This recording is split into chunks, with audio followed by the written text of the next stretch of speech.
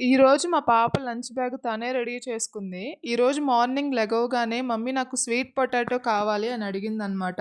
Already ఇంట్లో ఉన్నాయి కదా అని చెప్పేసి వాటన్నిటిని తీసుకొని పైన దుమ్ము, మట్టి ఏమీ లేకుండా వాష్ చేసేసుకొని ఎయిర్ ఫ్రైయర్‌లో పెట్టేసాను. ఇంతకు ముందు కూడా స్వీట్ పొటాటోస్‌ని ఇలా కుక్ చేశాను కానీ అవి కొంచెం సన్నగా ఉండటం వల్ల ఫాస్ట్‌గా కుక్ అయిపోయాయి. ఇవి కొంచెం లావుగా ఉన్నాయని చెప్పేసి కొంచెం టైం ఎక్కువ పెట్టేశాను. ఎలా కుక్ అవుతాయో అనుకున్నా.